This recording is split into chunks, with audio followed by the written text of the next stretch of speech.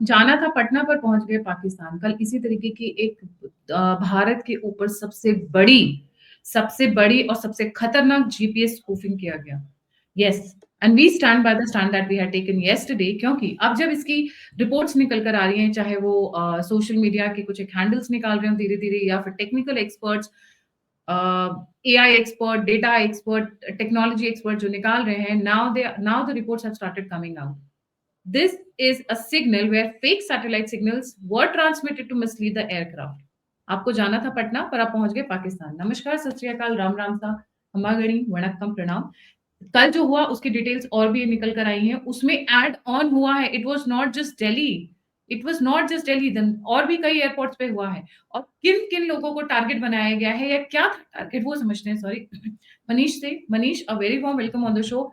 This is getting very very serious and very very interesting at the same time कि technology आपको आपको soldiers भेजने की जरूरत ही नहीं है वॉर फ्रंट पे। आपको फिजिकल बैटल लड़ने की जरूरत ही नहीं है। The technology is so advance कि आप बैठे-बैठे, if you can get hold of the technology, if you can hack the systems, आप वहीं से लड़ लेंगे लड़ाई। जी, over to you. Thank thank you Gayatri ji. I think जब हम लोग कल इस चीज़ के ऊपर जब वीडियो बनाए थे तो एक न्यूज़ आई थी, आई थिंक वो मेन स्ट्रीम मीडिया ने भी तब तक उसको कवर नहीं किया था, इलेक्ट्रॉनिक मीडिया, कि 400 फ्लाइट ग्राउंडेड है दिल्ली एयरपोर्ट पे 2 घंटे से।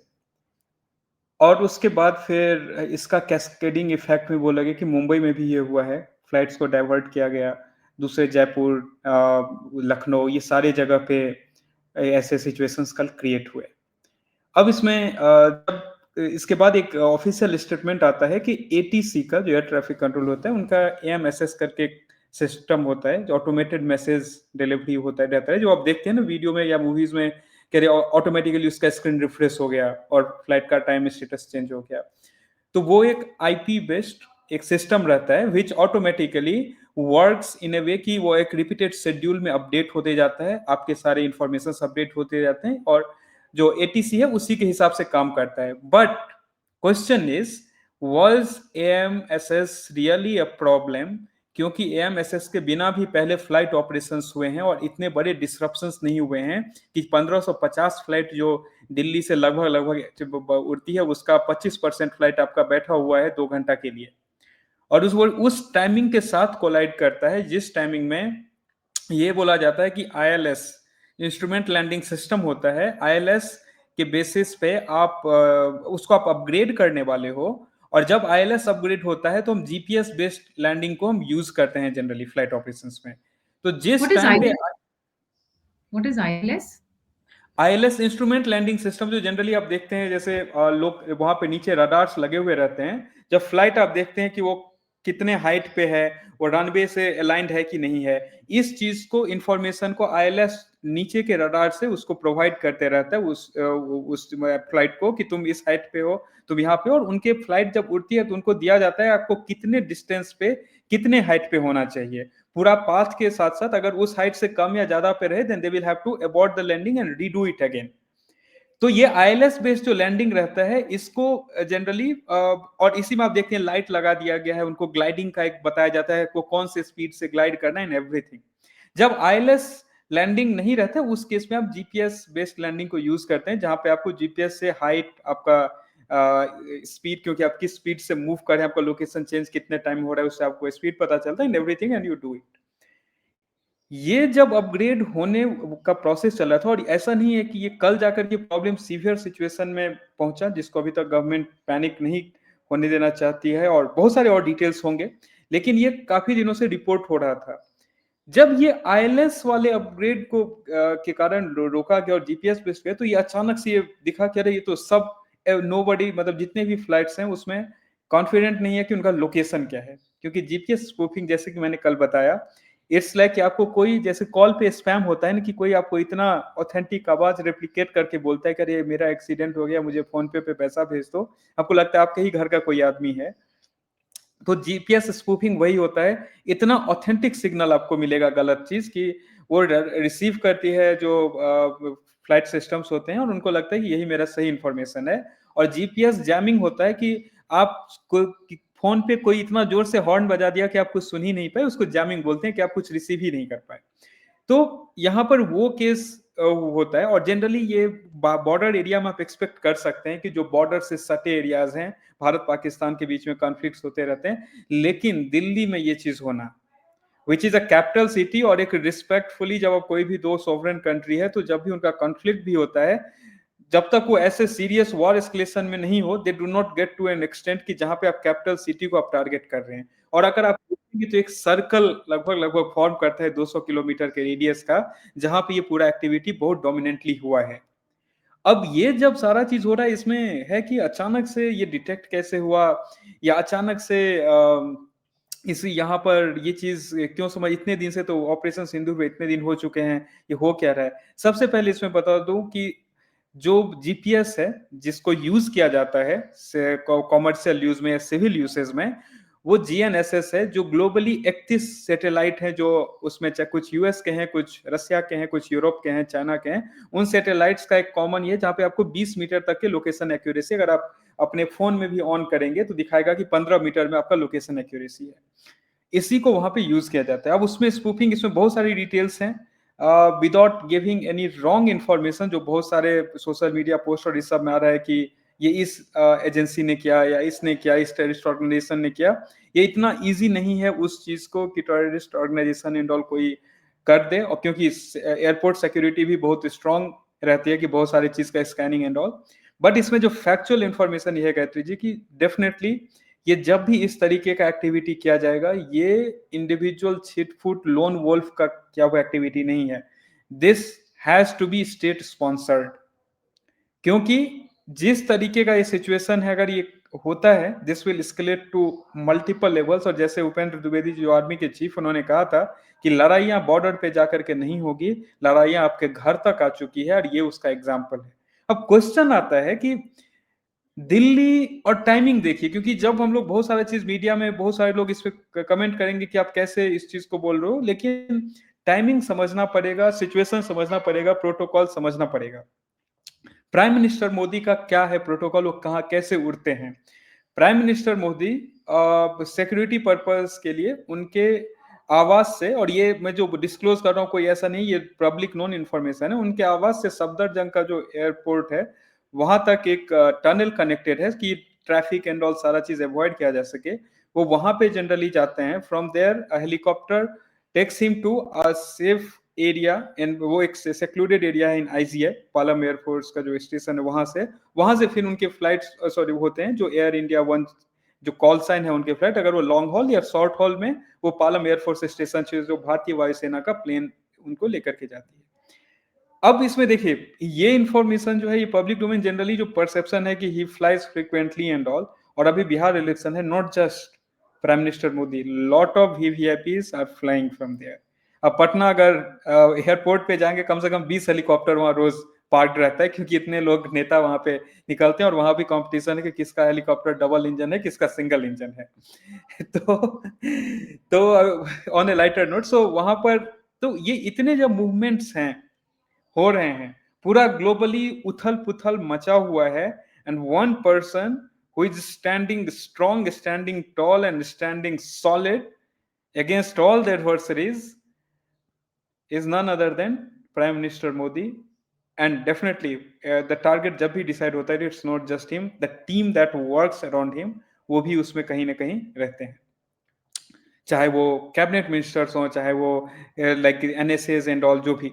अब यहाँ पे एक क्वेश्चन, कल का अगर मैं शेड्यूल उनका आप देखें, तो कल के उनके शेड्यूल में वो इलेक्शन रैलीज उनका रहता है जो बिहार में, उसके बाद वो एक रोड शो करते हैं अपने लोकसभा वाराणसी में, और again definitely he comes back to Delhi, right. तो यहाँ पर अब बहुत सारा क्वेश्चन आएगा, डायरेक्ट आप क्लेम कर रहे हो कि वो टारगेट में थे। एंड देखिए, जब मैं ये चीज बोल रहा हूँ, we have to always be speculative in an informed way, be speculative in an informed way. उसका मतलब है, एक है वाइल्ड गेस करना, एक है जो इवेंट्स हुए हैं उस चीज को देखना, एनालाइज करना एंड ऑल। जैसे कि जो अभी एससीओ वाली घटना जो बाहर निकल करके आई, ही वो आए और एक बहुत सटल हिंट दिया था कि मैं गया था इसलिए ताली बजा रहे हो, कि मैं वापस आ गया इसलिए ताली बजा रहे हो। एंड उसके बाद चीजें बाहर निकल के आई कि बांग्लादेश में क्या है एंड ऑल। एंड ऐसा नहीं है कि हमारे इतिहास में 4 ports targeted, 2 are in his travel range, Lucknow and Delhi both. बिल्कुल। और उसके बाद देखिए जो दो और जगह हैं, जो जयपुर और मुंबई का जब हम बात करते हैं, Mumbai again hub of VVIP movement of industrialist and everything. और यहाँ पे सिर्फ ये नहीं है गायत्री जी, एक अगर मैं कल भी आपके शो पे ये कहा था और मैं आज भी बोल रहा हूँ, 5 लोग को आप ट्रेन करके आपको भेजना पड़ रहा है वहां पे 25 लोगों का कत्लेआम मचाने के लिए, जो पहलगांव अटैक हुआ।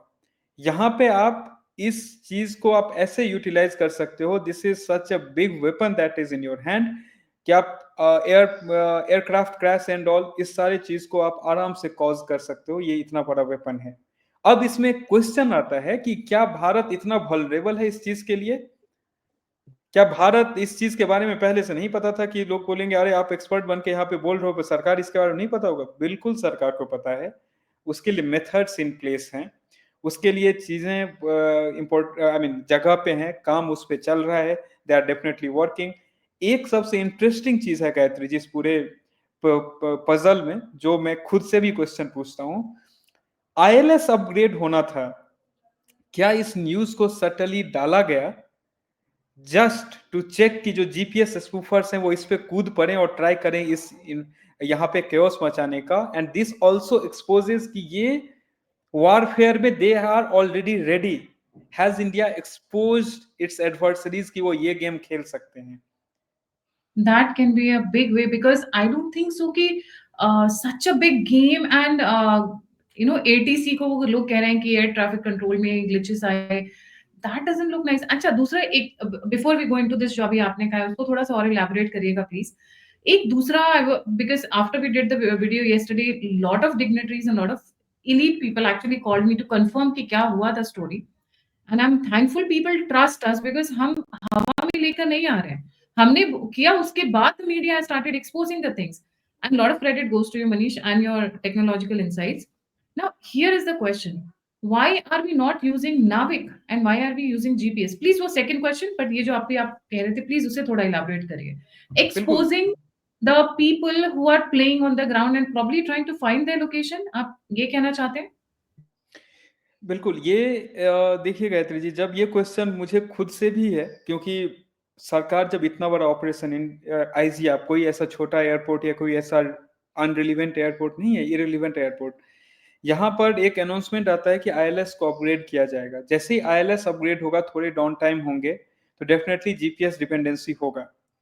बट उसके साथ साथ ऐसा नहीं है कि that is the only way, कि कोई अगर उसमें फंस जाएगा एंड उसको पूरा आप तबाह कर सकते हैं। उसके लिए मल्टीपल कॉन्स्टिलेशन ऑफ सिस्टम्स कहा जाता है, उसको इन प्लेस रखा जाता है जस्ट टू मेक श्योर कि कभी भी ऐसे सिचुएशन में things doesn't go haywire.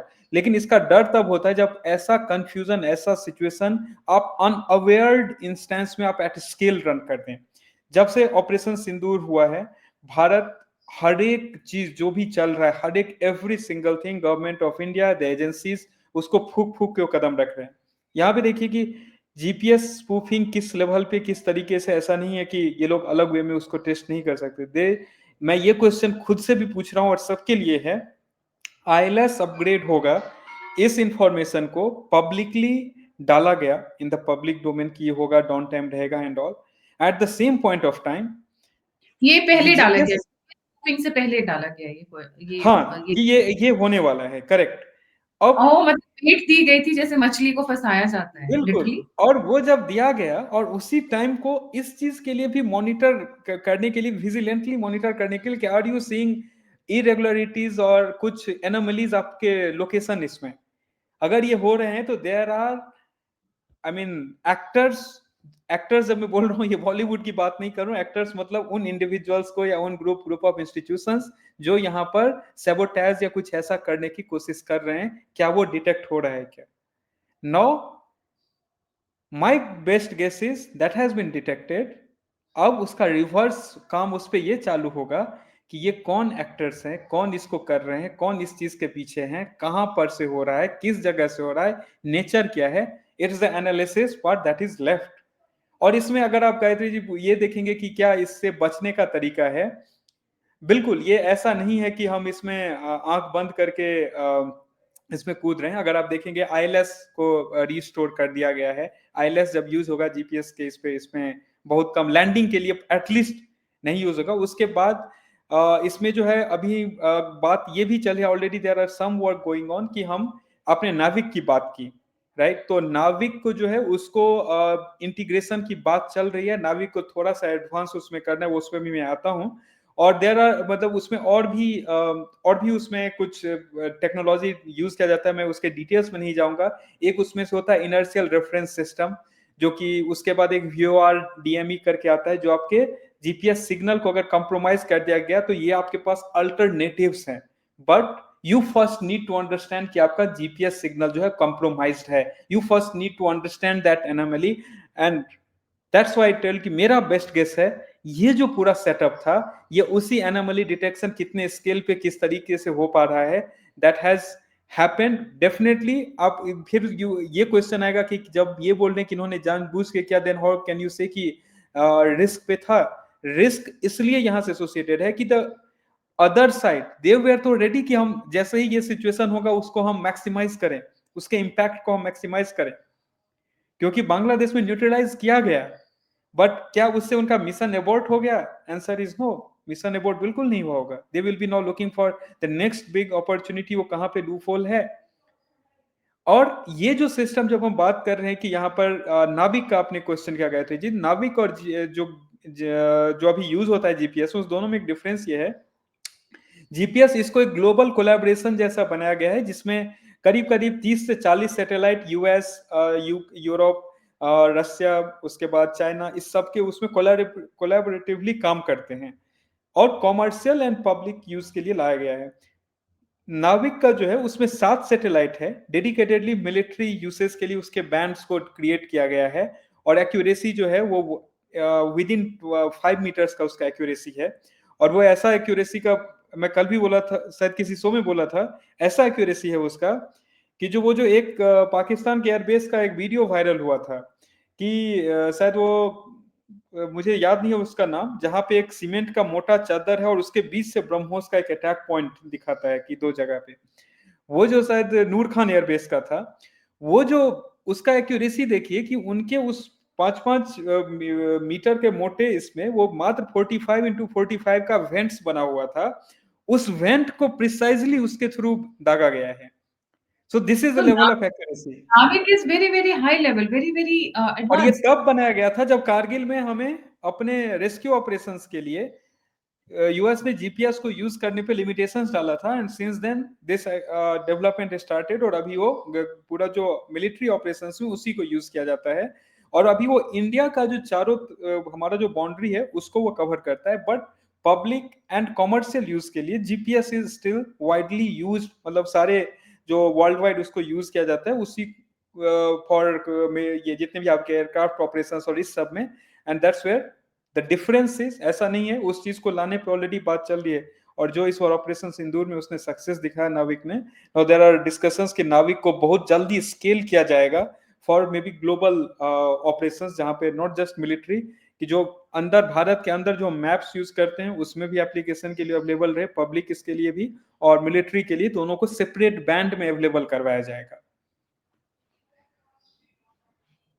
Now here is the question. आप कह रहे हैं कि नाविक अभी only available for military और GPS is being used for all the global commercial satellites.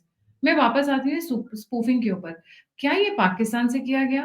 Pakistan में बैठ के चाइनीज से किया गया? या भारत के अंदर बैठे हुए कुछ लोग थे जिन्होंने इसको एग्जीक्यूट किया हो? मतलब आपके जो एनालिसिस है उसके हिसाब से क्या लगता है आपको? देखिए इसमें मल्टीपल इसमें एंगल्स आ रहे हैं, एंड वही चीज मैं बोला कि इन्होंने वो जो होता है दाना फेंक करके मछली को फंसा लिया, वो मछली कहाँ से आया है क्या है, उस चीज को अभी एनालाइज करने की बारी है। इसमें कोई भी फैक्टर को आप नकार नहीं सकते हैं, कहते जी आपने जो भी कहा। देखिए इस चीज को स्पूफ अगर किसी को करना हो तो methods are even very cheap, methods are also available. Cheap methods ऐसे हैं कि वो 1500-400 डॉलर का वो डिवाइस लेकर के कोई वहां पर ऐसे सिग्नल्स को रेप्लिकेट कर सकता है जो ग्राउंड से एमिट होने वाला हो, या उसको आप कहीं लेकर के चले गए एक सर्टेन जोन में। ये भी ऐसे क्लेम्स किए जा रहे हैं कि इस चीज को इतना आसानी से एग्जीक्यूट किया जा सकता है, but the scale eight which this happened, definitely मैं इसलिए रूल आउट कर रहा हूँ लोन वोल्फ वो एक जगह पे किसी एक इसमें कहीं पे, आप इस क्लस्टर को देखिए, क्लस्टर कितना वाइड है। इस क्लस्टर को अगर आप एक जगह से ह्यूमनली ऑपरेट करने का कोशिश करते, इस चीज को कि कोई 4-5 लोग जाएंगे, और ऐसा नॉट पॉसिबल। ये तभी किया जा सकता है अगर इस चीज को आप स्केल में, स्केल जब मैं बोल रहा हूं कि आप ऐसे मेथड को यूज करके करें जो एक रेडियस को कवर कर रहा है। यहाँ पर इट इज कवरिंग, अगर आप देखें तो दिल्ली से जो 300, 250, 300 किलोमीटर का, 400 किलोमीटर का जो एक रेडियस है, उसमें जो भी गोल अगर आप ऐसे बनाएंगे तो उसमें मुंबई से लेकर के लखनऊ, जयपुर सब उस रेडियस में कवर होता है। तो डेफिनेटली जो इसका जो मॉडस ऑपरेंडी है, नॉट लिमिटेड टू मतलब सिंपल वो individual places, but a radius covering in certain area. और सबसे उसमें इंपॉर्टेंट है दिल्ली और मुंबई। एक हमारा फाइनेंशियल कैपिटल है, एक हमारा पॉलिटिकल कैपिटल है। और जब ये हुआ है तो इट्स लाइक जैसे आपने दिखाया, I mean every single person, मैंने कुछ मेरे फ्रेंड्स हैं, मैं उनसे, वो लोग इस लाइन से जुड़े हुए हैं related to aircraft and all. When I message them, कल जो हमारा शो हुआ था, तो वो बोले कि अभी तक उन लोगों को भी गवर्नमेंट की तरफ से एक सर्टेन इंफॉर्मेशन पास किया गया है कि एमएसएस का ये था and all, but definitely there is more murmur, there are more murmurs than this. जी, देखिए पाकिस्तानी का इतना इंटेलेक्ट लेवल तो है नहीं। वो तो अपना वो एक जो नारा बोलते हैं अल्लाह, और उसके बाद डिशुम डिशुम जो होता है, वो एक अलग कहानी है। I don't think so Pakistanis are that capable. मेरा radar क्यों चाइना की तरफ जाता है? Because Chinese definitely have lot of skilled people to do things of this level. या फिर इंडिया में ही किसी को हायर किया हो। Pakistanis do not have this kind of a intellect. They are good at bombing, they are good at fighting, violence, मार-काट मचाना, पहलगाम जैसी कहानियाँ करना, बट नॉट दिस लेवल। जी।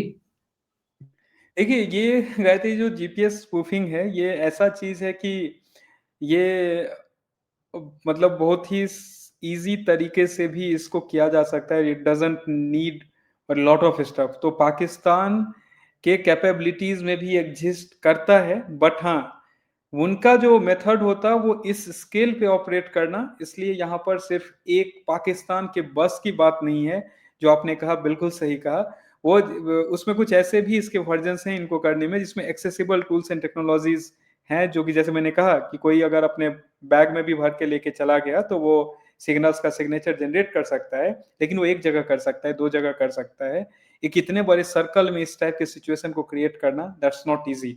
और जब वो हो रहा है तो डेफिनेटली जो उसके पीछे करने वाले एजेंसीज या ग्रुप्स जो भी हैं, they have better access to technology. जैसे आपने कहा कि बाकी जो हमारे एडवर्सरीज हैं, जो more advance than Pakistan for sure, उनका उसमें भी आप डिनाई नहीं कर सकते हैं। और डिनाई इसको भी नहीं कर सकते हैं कि वो देश के अंदर बैठ के, भारत के अंदर बैठ के कोई इस चीज को नहीं एग्जीक्यूट किया हो। इसलिए जो सिग्नल्स जो इसमें रिसीव हुए हैं and all, that is very important. And I think government को शायद इस चीज के ऊपर डॉट था। Again back to my own question to myself, they have caught now the analysis part. जैसे कभी भी होता है, जैसे वॉर में होता है कि आप जब चलता है लड़ाई, लड़ाई खत्म होने के बाद एनालाइज करते हो कि वो कौन से मिसाइल, किसको हमने इंटरसेप्ट किया, क्या स्पीड में आ रहा था, कौन से इसको उसने स्किप कर दिया, हमारे एफर्ट टू ट्रैक डाउन, किस में वो पकड़ा गया। तो ये एनालिसिस अभी यहाँ पे जाने वाला है। And definitely this is not something for people जो लोग ट्रैवल करते हैं और कि उसमें डरने के लिए।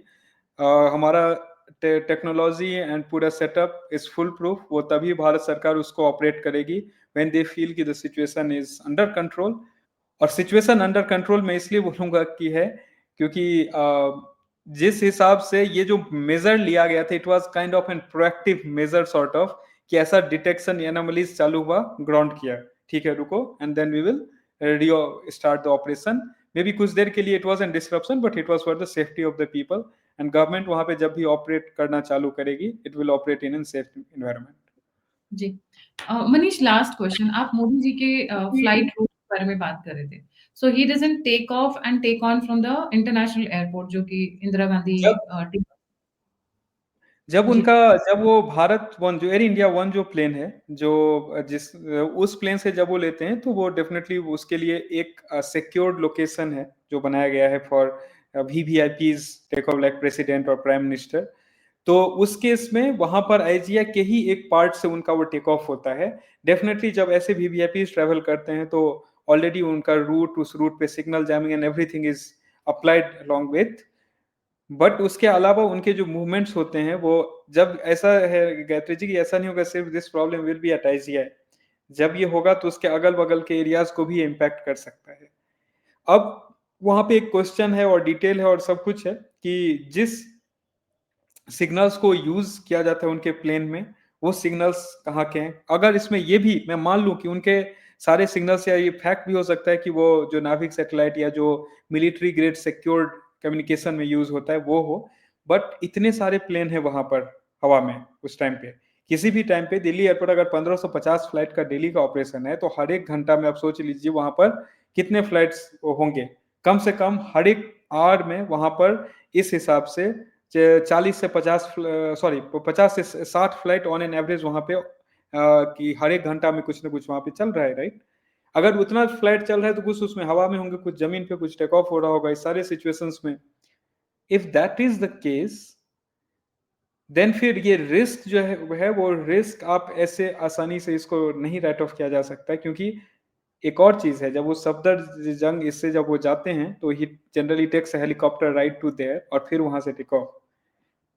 तो मल्टीपल फैक्टर से, मल्टीपल पॉइंट से डेफिनेटली एक सिक्योर्ड प्लान के तहत मूव होता है, बट जो सामने से सैबोटेज का अटेम्प्ट करेगा वो अटेम्प्ट अपने हिसाब से तो उसको जो भी अवेलेबल पब्लिकली अवेलेबल इंफॉर्मेशन है उस सबको यूज करके ही उस चीज को एग्जीक्यूट करने की कोशिश करेगा। जी।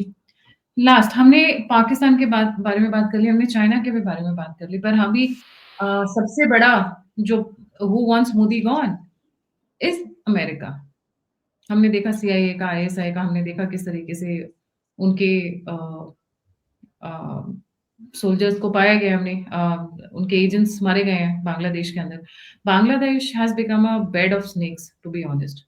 जी, तो वहां पर CIA को कैसे रूल आउट कर सकते हैं, और चाइना से ज्यादा या फिर पाकिस्तान से ज्यादा, बांग्लादेश से ज्यादा, ये सब करने में तो CIA इक्विप्ड है।